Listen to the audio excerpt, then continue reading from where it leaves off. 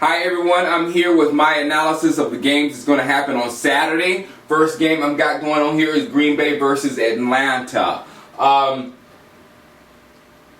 Do the same thing as I'm doing. It below. Write who has the best quarterback, running back, receivers, tight ends, defense, special teams, and coaching yourself, or make a video, or post it below when it says share. Post it to your Facebook and put to your Twitter to see if other people want to do that. So let's just get to talking about the game and give your. I want to know what you think also, along with what I think. Green Bay versus Atlanta, the quarterbacks. Complete wash. I'm a lover of Matty Ice. Loved him since he back when he played in the ACC. But I have to give the edge to A-Rod. Aaron Rodgers is just a bad quarterback right now. I mean, he's playing some top level football, and he's just absolutely dangerous. And if he has the ball at the end of the game, well, it's almost the same as Matty Ryan. So whoever has the ball at the end of the game, I give them a good chance to win. Running backs, it's really lopsided when you look at it on paper.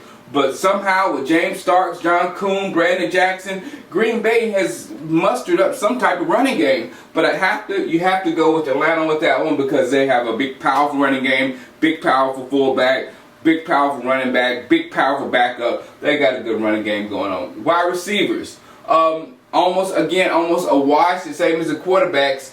And we all probably agree that Roddy White is the best receiver out there. No offense to Greg Jennings, but Roddy White's the best guy out there. However, when you get past Roddy White with Atlanta, it starts to drop off severely. These guys, Green Bay, they keep throwing horses at you. James Jones got to catch the ball, but they keep throwing horses at you with that receiver position. So I have to give the receivers to Green Bay. Tight ends, Green Bay has been killed with injuries. They have Andrew Corliss there, Donald Lee there. That's all they got left on their squad for tight end, and they're going against probably the greatest tight end in history.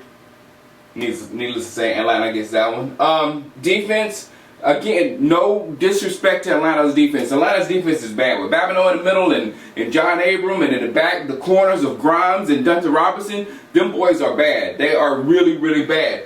But Green Bay just has studs. You know, Clay Matthews, B.J. Raji, Tramon Williams, and they just have studs out there, and they've done a lot as far as scheme with Don Capers, who I think is probably one of the most brilliant defensive minds that's been in the league in a while. So I got to give the defense to Green Bay on that one because I just think they're really playing good football over there, pressure football. Special teams. What's Green Bay going to do? Run it back with Jordy Nelson? No, they're not. So I got to give it to Eric Weems in Atlanta and the home team. Coaching is the last category. I have to go with the Green Bay coaches because, again, they have been hit with injuries like crazy and keep fighting back and keep fighting back and keep fighting back. And I said last week, the Green Bay Atlanta, the Philadelphia game, it was too early for that type game. But myself, I said, whoever wins that game is the favorite in my book to win. All right, I'm back with the AFC. We got Baltimore, Pittsburgh. Boy, that's going to be a knocker. I can't wait to see this game because I like the physical aspect of football. And this one, they're going to be hitting. And they're going to be hitting, and they're going to be hitting. And it's going to be cold, and people's ears going to be hurting. It's going to be ass football right there. So let's go through it quickly. We got quarterback situation between Pittsburgh and Baltimore. Oh, I love Joe Flacco. We love Joe Flacco, but I almost called him a bad name. But Ben Roethlisberger is a good quarterback, a very good quarterback, and I have to give him the edge on that. With running backs, Mendenhall is a beast. Again, to tackle him in the cold is going to be a tough job for the Ravens. I don't think they're going to have a problem with it though. But I gotta go on that side of the field with Ray Rice because Ray Rice is just bad, and then you got McGahee following him up. It's just a better running game to me over there in Baltimore. But both of them are outstanding. Wide receivers, oh man, this is like a toss-up because on paper Baltimore looks like it's better, but I like the production of the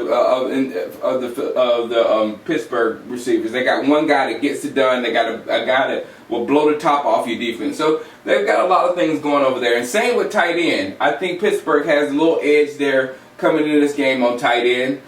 Defense, I'm Falling on this side of the board, Pittsburgh again, nothing but studs on the defensive side of the football. Baltimore, they had a few struggles this year in football, but on defense. But I think I'll go with the Pittsburgh Steelers. Special teams, we got to go with Baltimore just because they might put in Reed back there. I like Ladarius Webb returning kicks. And Billy Cundiff is a former Cowboy, another former Cowboy that might come back home to play in the Super Bowl.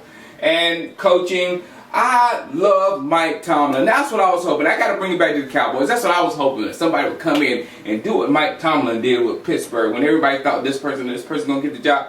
And then this wonder boy came in and said, look, bam. And this guy has been impressive. So watch the games. I'll make another video for Sunday games, and let's have some fun this weekend. Holla.